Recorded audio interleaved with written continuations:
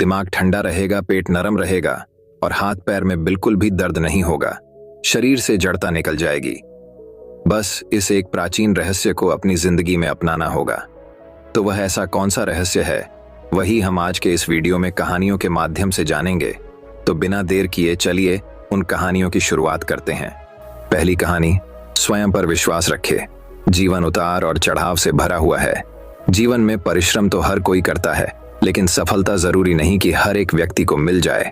कुछ लोग निरंतर परिश्रम करते हैं, लेकिन जब उन्हें असफलता मिलने लगती है तो वह स्वयं पर विश्वास रखना छोड़ देते हैं और फिर उन्हें लगने लगता है कि अब तो उनके जीवन का कोई महत्व नहीं। दुनिया में कई ऐसे लोग हैं जो असफलता प्राप्त करने के बाद हार मान जाते हैं। जीवन में आने वाली तनिक क्षणों की मुश्किलों से घबरा जाते हैं। ऐसे समय में व्यक्ति को प्रेरणादायक कहानी की जरूरत पड़ती है, क्योंकि ऐसी कहानियां लोगों में आत्मविश्वास जगाती हैं और बताती हैं कि जीवन में सफलता प्राप्त करना आसान नहीं, लेकिन जो व्यक्ति स्वयं पर विश्वास रखता है, लगातार मेहनत करता है, धैर्य रखता है, एक दिन निश्चित ही वह सफल होता है। दुनिया भर में कई सारी प्रेरणादायक कहानियां मौजूद हैं जिससे आप प्रेरणा पा सकते हैं। ऐसी ही यह प्रेरणादायक कहानी है जिसे पढ़कर आपको स्वयं पर विश्वास होने लगेगा। एक बार एक व्यक्ति जीवन में अपनी असफलताओं से हताश होकर चुपचाप बैठा हुआ था। उसकी निराशा देख भगवान स्वयं उसके सामने प्रकट हुए। उस व्यक्ति ने भगवान से पूछा, मैंने अपने जीवन में बहुत कड़ी मेहनत की, लेकिन मुझे अब तक सफलता नहीं मिली। मैं लगातार असफलता प्राप्त करते जा रहा हूं। अब आप ही बताइए कि मेरे जीवन की क्या कीमत है। इस पर भगवान मुस्कुराए और मुस्कुराते हुए उसे एक लाल चमकदार छोटा सा पत्थर थमा दिया। व्यक्ति ने पूछा, इस पत्थर का मैं क्या करूं? ईश्वर ने कहा, तुम इस पत्थर को लेकर जाओ और बाजार में इसकी कीमत जानकर आओ। ध्यान रखना, इस पत्थर को बेचना नहीं है। ईश्वर के कहे अनुसार वह व्यक्ति उस लाल चमकदार पत्थर को लेकर बाजार में उसकी कीमत झांत करने निकल पड़ता है। सबसे पहले उसे राह पर एक संतरा बेचने वाला आदमी दिखता है। वह सबसे पहले उस आदमी के पास जाता है और पूछता है, भाई तुम इस लाल रंग के पत्थर का क्या कीमत दोगे? संतरे वाला पत्थर की सुंदर रंगों को देख कहता है, तुम इस पत्थर के बदले में मुझसे 5 से 6 संतरे ले जा सकते हो। व्यक्ति ने कहा कि मुझे तो इस पत्थर को बेचना नहीं है। ये कहकर वह आगे बढ़ जाता है। आगे राह में उसे एक सब्जी वाला दिखता है। उस सब्जी वाले से पूछता है कि भाई तुम इस लाल रंग के पत्थर को कितने में खरीदोगे? सब्जी वाला भी उस पत्थर की खूबसूरती से आकर्षित होकर कहता है कि तुम्हें इस पत्थर के बदले में मैं एक बोरा आलू दे सकता हूँ। बताओ, बेचोगे इस पत्थर को? व्यक्ति कहता है, नहीं, मुझे इस पत्थर को नहीं बेचना है। अब वह व्यक्ति सीधे एक सोनार की दुकान पर चला जाता है। सोनार के दुकान में बहुत बेशकीमती खूबसूरत गहने पड़े हुए थे।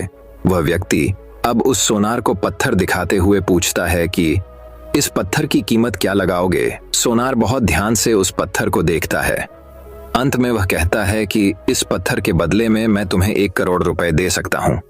लेकिन वह व्यक्ति बोलता है कि मुझे इस पत्थर को नहीं बेचना। सोनार को लगता है कि शायद दाम कम बता रहा हूं, इसीलिए वह पत्थर बेचने से मना कर रहा है। इसीलिए सोनार पत्थर की कीमत बढ़ाकर 2 करोड़ ढांच कर देता है।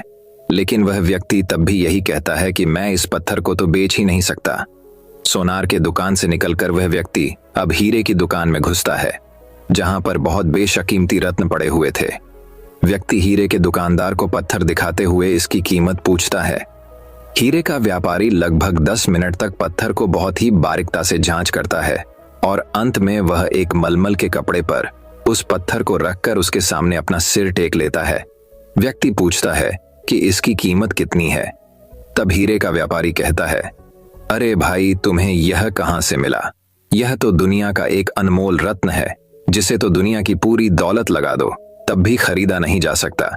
यह सुन वह व्यक्ति बहुत अचंभित हो जाता है और वह सीधे ईश्वर के पास आता है और सारी घटना भगवान को बताता है। उसके बाद पूछता है कि ईश्वर, अब तो बताइए कि मेरे जीवन की कीमत क्या है?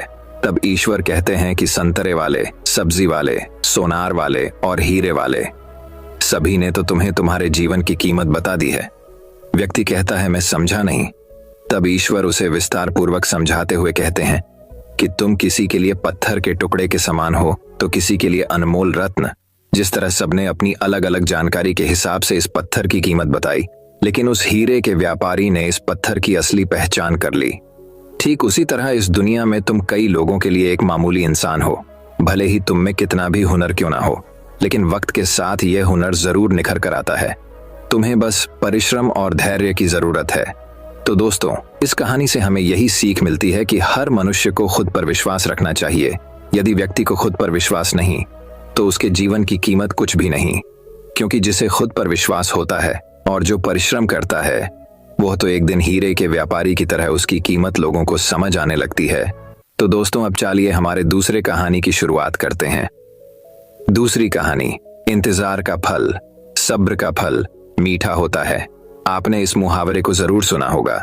चलिए आज हम इस कहानी से जानते हैं कि इसका मतलब क्या होता है।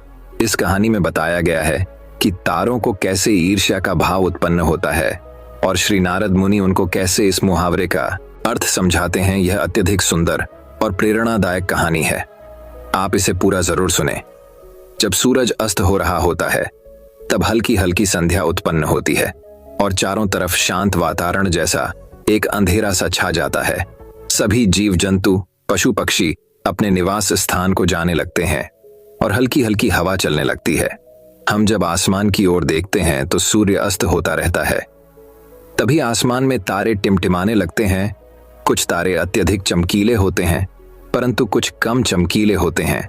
अधिक चमकीले वाले तारों पर हमारी नजर जल्दी पहुंचती है परंतु कम चमकीले वाले तारों पर हमारी नजर बहुत कम ही जाती है। इसलिए हम उन पर ध्यान नहीं दे पाते और उनकी सुंदरता फीकी पड़ जाती है। परंतु उन सब में से एक ऐसा तारा होता है जो अधिक चमकीला होता है, जिसके आने से पूरा आसमान जगमगा जाता है। वह इतना सुंदर और चमकीला होता है कि उसके जगमगाते ही लोगों के चेहरे पर खुशी आ जाती है। उसे हम स्वाति नक्षत्र के नाम से जानते हैं। अत्यधिक चमकीला और सुंदर होता है, जिसके आने से लोग खुश हो जाते हैं। इसीलिए बाकी के नक्षत्र स्वाति नक्षत्र से ईर्ष्या करते हैं और अपनी इस ईर्ष्या की कथा को श्री नारद मुनि को बताते हैं। नारद मुनि उन सभी तारों को समझाते हुए कहते हैं कि देखो, जो भी सब्र करता है उनकी कीर्ति संसार में होती है और मुझे प्रतीत होता है कि आप लोगों में धैर्य नहीं है। इसीलिए आप लोग संध्या काल में होते ही तुरंत जगमगाने लगते हैं। लेकिन स्वाति नक्षत्र अत्यधिक समय के बाद आसमान में निकट आता है। तभी उसकी प्रतिस्पर्धा इतनी अधिक होती है, तभी सभी लोग के चेहरे पर मुस्कान आती। इसीलिए कहा जाता है कि हमें सब्र करना चाहिए, क्योंकि उसका फल मीठा होता है। यदि तुम देर में आसमान में टिमटिमाते होते तो तुम्हारा भी महत्व होगा और तुम्हें भी लोग अलग नाम से जानेंगे। नारद मुनि द्वारा समझाई गई बात सभी तारों के समझ में आ गई। सब्र का फल मीठा होता है, ये बात हम सब जानते हैं और इसे हम लोगों ने महसूस भी किया है। मैं हमेशा अपने कार्य को पूरा करने के बाद उसके परिणाम के इंतजार में उतावला हो जाता हूँ, या फिर अपने आने वाले कार्य को पूरा करने के लिए उतावला हो जाता हूँ, जिससे मेरा आने वाला कार्य बिगड़ जाता है। परंतु मुझे ऐसा नहीं करना चाहिए। मुझे सब्र करना चाहिए उस परिणाम का या उस आने वाले कार्य का, जिससे मैं उस कार्य को अच्छे से समाप्त करूं और उसका परिणाम भी अच्छा हो। हम जानते हैं जल्दी में लगाया हुआ निशाना हमेशा अपने गोल से बाहर जाता है। हमें धैर्य पूर्वक उस निशाने को भेजना चाहिए, तभी हमें जीवन में सफलता मिलेगी। हमें किसी भी कार्य को धैर्य पूर्वक करना चाहिए, तभी सफलता के दरवाजे खुलते हैं। धैर्य ही ऐसा शस्त्र है जो विकट परिस्थितियों में मनुष्य के मस्तिष्क का संतुलन बनाए रख सकता है और उसको आगे आने वाली चुनौतियों से निपटने के लिए नए मार्ग को बतला सकता है। बड़े बड़े महात्मा और महापुरुषों के द्वारा भी बताया गया है कि हमें भी किसी कार्य में सफलता पानी है तो उसे चिंता मुक्त होकर करना चाहिए और सब्र रखना चाहिए। परिणाम की सफलता अवश्य मिलेगी। तो दोस्तों, अब चलिए हमारे तीसरी कहानी की शुरुआत करते हैं। तीसरी कहानी, टाइम मोटिवेशनल स्टोरी। हमारी जिंदगी छोटे छोटे समय के भागों में बटी हुई है। हमारी जिंदगी में कई दिन, कई घंटे, कई मिनट और कई सेकंड होते हैं, परंतु कुछ लोग इसी समय में उस मुकाम को हासिल कर जाते हैं जिसकी उन्हें चाह होती है। वे समय का सदुपयोग करते हैं और अपने जीवन में सफल हो जाते हैं। एक गांव में एक गरीब आदमी रहता था। उसके घर में उसकी पत्नी और उसकी एक बेटी और एक छोटा बेटा था। उसकी पत्नी दूसरों के घर में काम करके अपने परिवार का खर्च चलाती थी। उसका पति, जिसका नाम रामू था, रामू दिन भर नशे में डूबा रहता था और दूसरों के साथ अपना समय बर्बाद किया करता था। कहीं इधर ताश के पत्ते खेलता दिखता था तो कहीं उधर लोगों के दरवाजे में बैठकर गपशप मारा करता था। अपने परिवार का ख्याल उसे बिल्कुल नहीं था। उसके माता पिता ने उसकी शादी कराकर गलती कर दी थी। बेचारी उसकी पत्नी दिन रात काम कर कर अपने बच्चों का पेट पालती थी। यदि उसकी पत्नी एक भी दिन काम पर न जाए तो उसके बच्चे भूखे रह जाते थे। इसीलिए उसकी पत्नी प्रत्येक दिन दूसरों के वहां काम करती थी। लेकिन रामू को इन सब बातों से कोई फर्क नहीं पड़ता था। उसे बस अपना समय बर्बाद करके हंसी मजाक और पत्ते खेलने में बहुत मजा आता था। शाम को शराब पीकर घर आकर जोर जोर से अपनी पत्नी को चिल्लाता था। कई बार उसने अपनी पत्नी को मारा भी, लेकिन अब उसकी पत्नी करें भी तो क्या, वह तो अपने बच्चों को छोड़कर नहीं जा सकती थी। रामू को जो कोई भी समझाता था कि रामू कुछ कार्य करा करो, पैसे कमाया करो, अपने परिवार का खर्च तो उठाओ, तुम्हारे 2 बच्चे हैं, तुम्हारी पत्नी है, उनकी देखभाल करो, ऐसे अपना समय क्यों बर्बाद करते हो। रामू उसके ऊपर बिगड़ जाता था और कहता, तुम्हें इससे लेना देना क्या, मैं कुछ भी करूं, यह मेरा जीवन है, मैं तुम्हारे घर में खाता हूं क्या। इसके कारण कोई भी गांव का सदस्य इससे इस विषय में बात ही नहीं करता था। वह सुबह खाकर निकल जाता था और रात में शराब पीकर आता और अपनी बीवी के ऊपर गुस्सा करता था। ऐसा ही कुछ दिनों तक चलता रहा। कुछ दिनों बाद संसार में एक ऐसी बीमारी ने जन्म लिया जो मानव जाति के लिए अत्यधिक खतरनाक थी। चारों तरफ उस बीमारी का कहर था। आप सब जानते होंगे मैं कोरोना वायरस की बात कर रहा हूं। जब सरकार द्वारा लॉकडाउन लगा दिया गया था तब चारों तरफ लोगों का एक दूसरे के वहां आना जाना बंद हो गया था। सारे कार्य, सारी फैक्ट्रियां, सारी गाड़ियां इत्यादि बंद हो गए थे। अब रामू का परिवार भूखा मरने लगा था, क्योंकि उसकी पत्नी जो रोज कमाने जाती थी वह अब किसी के घर इसी कारण नहीं जा पाती थी कि कहीं इस बीमारी की वजह मैं न हो जाऊं। लोग उसे अब काम पर बुलाना बंद कर दिए थे। उसके परिवार में अनाज का एक दाना भी नहीं पता था, ना उसके घर में कुछ पैसे थे। अब वह क्या करता। उसका छोटा बेटा भी बीमार हो गया था। उसके बच्चे की तबीयत ज्यादा खराब हो गई थी। तब रामू को समझ आया कि अपने परिवार को ध्यान देना चाहिए। उसने बच्चे को अस्पताल ले जाने का सोचा, परंतु उसके पास पैसे नहीं थे। वह गांव वालों से पैसे मांगने गया। गांव वालों ने कहा, पहले कहने पर तो हम लोगों को ही जली कटी सुना देते थे, अब इस लॉकडाउन में हमारे पास कहां से पैसा आए। यही कहकर वह लौटा देते थे। रामू अत्यधिक परेशान था। अब करें तो भी क्या करें। वह चाह कर भी कुछ नहीं कर सकता था। एक पूरा दिन बीत गया। उसके बेटे की तबीयत और भी ज्यादा खराब हो गई। तभी किसी तरह उसकी पत्नी ने जहां काम करती थी वहां से कुछ पैसे जुटा कर लाई और अब रामू अपने बच्चे को हॉस्पिटल ले जाने की तैयारी की। रामू अपने बच्चे को लेकर गांव के बाहर एक अस्पताल में पहुंचा। रामू दौड़ता हुआ डॉक्टर के पास गया। उसने कहा, मेरे बच्चे को बचा लीजिए। डॉक्टर साहब ने सारे इंस्ट्रूमेंट लगाकर चेक किया, तब उसका बेटा मर चुका था। डॉक्टर साहब ने यह बात रामू से कही कि यदि तुम अपने बच्चे को 10 से 15 घंटे पहले ले आते तो मैं तुम्हारे बच्चे को बचा लेता। मुझे बहुत दुखी होकर कहना पड़ रहा है कि मैं तुम्हारे बच्चे को मैं बचा ना सका। यह सुनकर रामू के पैरों तले के नीचे से जमीन खिसक गई। वह रोने लगा। उससे कहने लगा, यह सब मेरी गलती है। मैंने जीवन में कुछ नहीं किया, सिर्फ अपने समय को बर्बाद किया है। यदि आज मेरे पास पैसे होते तो मैं अपने बेटे को हॉस्पिटल जल्दी ला पाता और मेरा बेटा बच जाता। मैंने अपने जीवन में समय को बहुत बर्बाद किया है, लेकिन आज मुझे समय को अहमियत पता चल गई है। तो हमें इस कहानी से यह शिक्षा मिलती है कि हमें अपने समय को बर्बाद नहीं करना चाहिए, उसका सदुपयोग करना चाहिए। तभी हमें अपने जीवन में सफलता मिल सकती है। इस कहानी में अगर रामू पहले से काम करता होता तो उसके पास पैसे होते और अपने बेटे का इलाज करा पाता, जिससे उसका बेटा आज जिंदा होता।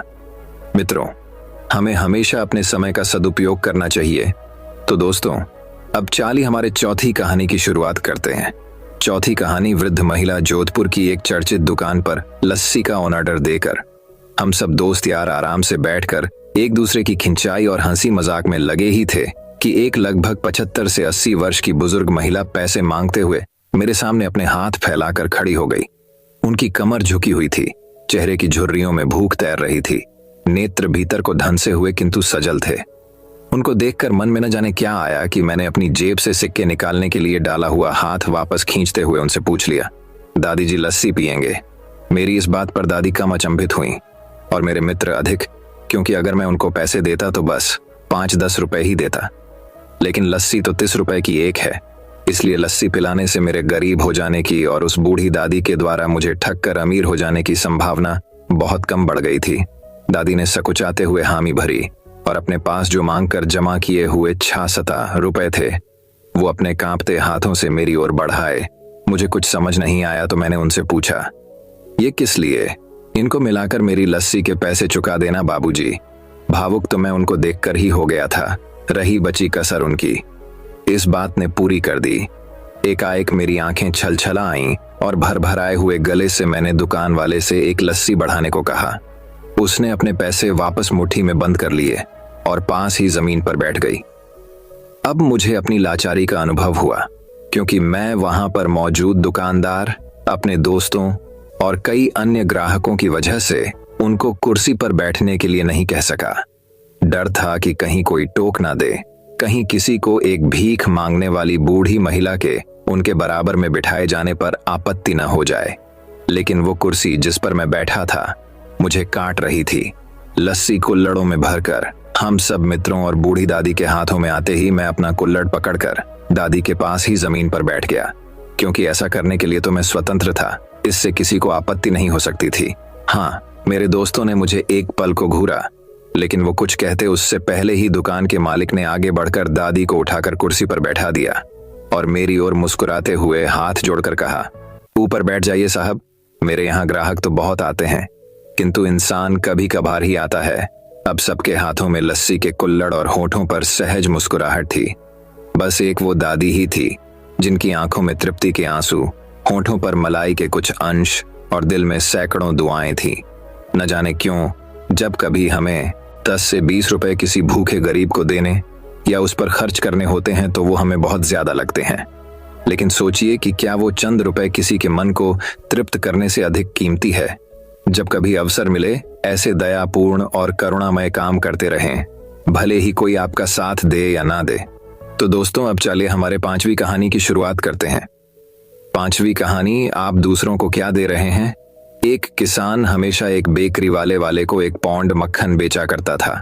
वह किसान हमेशा सुबह के समय उस बेकरी वाले के पास आता और उसे 1 पौंड मक्खन दे जाता। एक बार बेकरी वाले ने सोचा कि वह हमेशा उस पर भरोसा करके मक्खन ले लेता है, क्यों ना आज मक्खन को तौला जाए, इससे उसको पता चल सके कि उसे पूरा मक्खन मिल रहा है या नहीं। जब बेकरी वाले ने मक्खन तौला तो मक्खन का वजन कुछ कम निकला। बेकरी वाले को गुस्सा आया और उसने उस किसान पर केस कर दिया। मामला अदालत तक पहुंच गया। उस किसान को जज के सामने पेश किया गया। जज ने उस किसान से प्रश्न करना शुरू किया।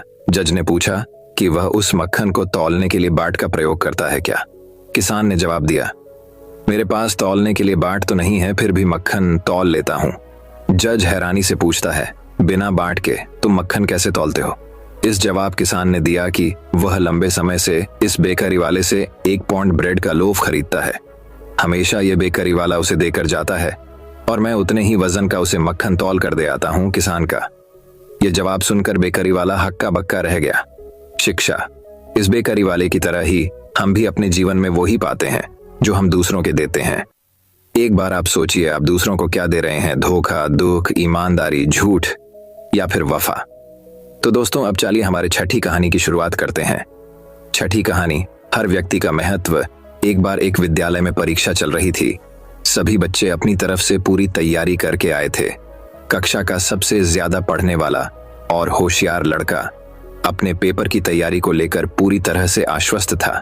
उसको सभी प्रश्नों के उत्तर आते थे, लेकिन जब उसने अंतिम प्रश्न देखा तो वह चिंतित हो गया। सबसे अंतिम प्रश्न में पूछा गया था कि विद्यालय में ऐसा कौन व्यक्ति है जो हमेशा सबसे पहले आता है, वह जो भी है उसका नाम बताइए। परीक्षा दे रहे सभी बच्चों के ध्यान में एक महिला आ रही थी।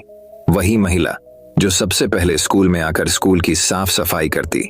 पतली, सांवले रंग की और लंबे कद की उस महिला की उम्र करीब 50 वर्ष के आसपास थी। ये चेहरा वहां परीक्षा दे रहे सभी बच्चों के आगे घूम रहा था, लेकिन उस महिला का नाम कोई नहीं जानता था। इस सवाल के जवाब के रूप में कुछ बच्चों ने उसका रंग रूप लिखा तो कुछ ने इस सवाल को ही छोड़ दिया। परीक्षा समाप्त हुई और सभी बच्चों ने अपने अध्यापक से सवाल किया कि इस महिला का हमारी पढ़ाई से क्या संबंध है।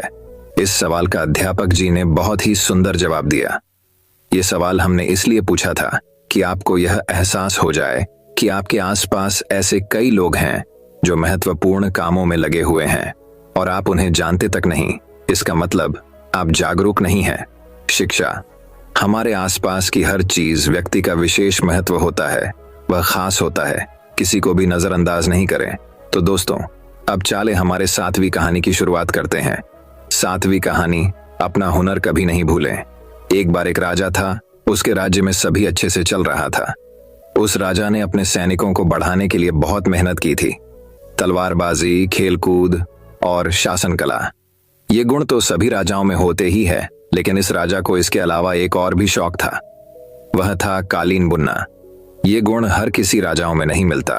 राजा के इस काम को बहुत पसंद किया जाता था, लेकिन इसके साथ ही यह भी कहा जाता था कि ये काम एक राजा के लायक का नहीं होता।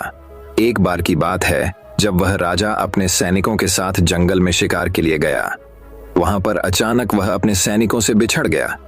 राजा को अकेला देख वहां के डाकुओं ने उस पर हमला बोल दिया और उसे बंदी बना दिया। राजा के पास से कुछ नहीं मिलने के कारण डाकुओं ने राजा को मारने का निर्णय किया। इस पर राजा को एक युक्ति सूझी। राजा ने डाकुओं से कहा कि यदि तुम मुझे कालीन बुनने का सामान ला दो तो मैं तुम्हें इस राज्य के राजा से 100 सोने के सिक्के दिलवाऊंगा। इस पर डाकू मान गए। राजा को कालीन बुनने का सामान दिया गया। राजा ने कालीन बुनना शुरू किया। जब ये कालीन पूरा बुन दिया तो इसे राजभवन में भेजा गया। वहां पर रानी इस कालीन को देखकर राजा के काम को पहचान गई और उसमें लिखे राजा के संदेश को पढ़ लिया। राजभवन में आए डाकुओं को पकड़ लिया गया और राजा को जंगल से छुड़वाया गया। राजा के अपने हाथों के इस हुनर ने राजा की जान बचा ली। तो दोस्तों, अब चलिए हमारे 8वीं कहानी की शुरुआत करते हैं। 8वीं कहानी, जीवन का प्रशिक्षण। बाज पक्षी के बचपन की शुरुआत बहुत ही मुश्किल से होती है। बाज पक्षी को बचपन में ही ऐसी ट्रेनिंग दी जाती है जिससे वह अपने जीवन में बड़ी बड़ी मुश्किलों से भी आसानी से सामना कर पाते हैं। जब किसी भी पक्षी का बच्चा पैदा होता है तो वह कम से कम 1 महीने तक तो अपने माता पिता पर निर्भर रहता ही है। वह अपने खाने पीने से लेकर जब तक चलना नहीं सीख जाता तब तक वह अपने माता पिता की नजर में रहता है। लेकिन बाज पक्षियों में ऐसा नहीं होता है। बाज पक्षी सबसे उल्टा चलते हैं। जब एक बाज मादा अपने बच्चे को जन्म देती है तो उस समय से ही उसके बच्चे की ट्रेनिंग शुरू हो जाती है कि उसे अपने जीवन में कैसे संघर्ष करना है। पैदा होने के कुछ ही दिन बाद बाज के बच्चे का प्रशिक्षण शुरू हो जाता है। उसके प्रशिक्षण के पहले पड़ाव में मादा बाज अपने बच्चे को चलना सिखाती है। जब बच्चा भूखा होता है तो उसकी माँ खाना लाती है, जैसा कि सभी पक्षी करते हैं। लेकिन बाज सीधा अपने बच्चे को खाना नहीं देते। मादा बाज खाना लाकर अपने घोंसले से कुछ दूरी पर खड़ी रह जाती है और तब तक उसे खाना नहीं देती जब तक वह खुद चलकर उसके पास नहीं आ जाता। जब बाज के बच्चे को तेज भूख लगती है तो वह खाने के लिए अपनी माँ के पास जाता है। धीरे धीरे संघर्ष करके मुश्किल से चलकर अपनी माँ के पास पहुंचता है। उस समय उसे कई सारी मुश्किलों का भी सामना करना पड़ता है। उसे कई चोटें भी लगती है, लेकिन उसकी माँ उसे खाना तक नहीं देती जब तक वह खुद उसके पास चलकर नहीं आ जाता। उसकी माँ कठोर दिल रखकर सिर्फ उसके पास आने का इंतजार करती है, उसे कोई मदद नहीं करती है। जब वह चलना सीख जाता है तो दूसरा पड़ाव आता है। यह पड़ाव उसके लिए बहुत ही मुश्किल होता है। इसमें मादा बाज अपने बच्चे को अपने पंजों में पकड़कर उसे खुले आसमान में ले उड़ती है। अपने बच्चे को पंजों में दबाकर वह लगभग 12 से 14 किलोमीटर ऊपर तक ले जाती है और वहां से उसे छोड़ देती है। तब वह बच्चा नीचे गिरने लगता है और वह उसे देखती है। जब उसका बच्चा 1 या 15 किलोमीटर तो बच्चे को डर लगने लगता है कि वह अब मर जाएगा और अपने पंख फड़फड़ाने लगता है। उड़ने की पूरी कोशिश करता है, फिर भी वह उड़ नहीं पाता। तो मादा बाज उसे झट से आकाश में ही पंजों में पकड़ लेती है और उसे जमीन पर गिरा देती है। ऐसा उसकी माँ तब तक करती है जब तक वह पूरी तरह से उड़ना नहीं सीख जाता। इस प्रकार से एक बाज के बचपन की शुरुआत होती है और उसे इस कठिन प्रशिक्षण को करना पड़ता है। इस कठिन प्रशिक्षण से वह अपने जीवन में बहुत कुछ सीखता है। इसके कारण ही वह अपने से दुगुना वजनी का भी आसानी से शिकार कर सकता है और उसे आसमान में ले उड़ता है। इस प्रशिक्षण से वह मजबूत और शक्तिशाली हो जाता है। हमें बाज के इस प्रशिक्षण से जीवन में बड़ी सीख मिलती है। हर व्यक्ति, जानवर या पक्षी अपने बच्चों से बहुत प्यार करता है। इसका मतलब ये नहीं कि वह उसे अपने पर ही निर्भर रहने दें। उसे जिंदगी में मुश्किलों का सामना करना भी सिखाएं, जिसके कारण वह अपनी प्रतिभा दिखा सके और अपने एक बेहतर व्यक्तित्व कायम कर सके। हमेशा अपने बच्चों को ये ही सिखाए कि जिंदगी का दूसरा नाम ही संघर्ष है। अपने जीवन में यदि कुछ भी हासिल करना है तो संघर्ष करना ही पड़ेगा। तो दोस्तों, अब चलिए हमारे 9वीं कहानी की शुरुआत करते हैं।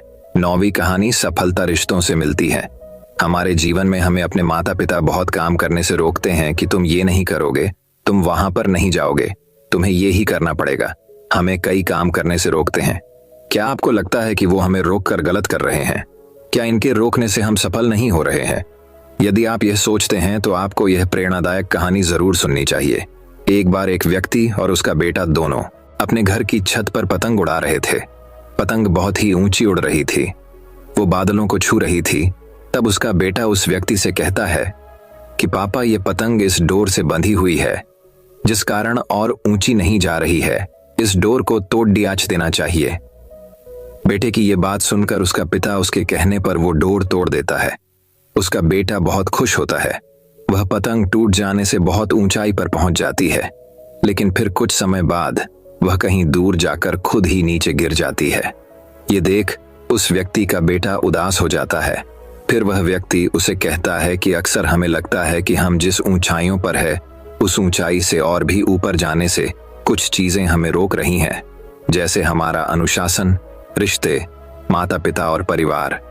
इसकी वजह से हमें लगता है कि हम अपने जीवन में इस कारण ही सफल नहीं हो रहे हैं। इन सब से हमें आजाद हो जाना चाहिए। जैसा कि पतंग अपनी डोर से बंधे हुए रहती है और उस डोर की मदद से वह कई ऊंचाइयों को छू लेती है, उसी तरह हम भी अपने परिवार और रिश्तेदारों से बंधे हुए हैं। यदि हम इस धागे से जुड़े हुए रहेंगे तो कई ऊंचाइयों को छू लेंगे, लेकिन यदि हम इस धागे तो तोड़ देंगे तो ठीक इसी पतंग की तरह कुछ समय तक ही सफलता से उड़ पाएंगे, अंत में नीचे गिरकर ही रहेंगे। ये पतंग जब तक नई ऊंचाइयों को हासिल करेगी तब तक वह अपनी डोर से बंधी हुई है, लेकिन जब पतंग अपनी डोर से मुक्त हो जाती है तो वह कुछ समय में ही नीचे गिर जाती है। उसी प्रकार हमें भी अपने जीवन में रिश्तों की डोर से बंधे हुए रहना चाहिए, जिससे हम अपने जीवन में नई ऊंचाइयां हमेशा हासिल करते रहे।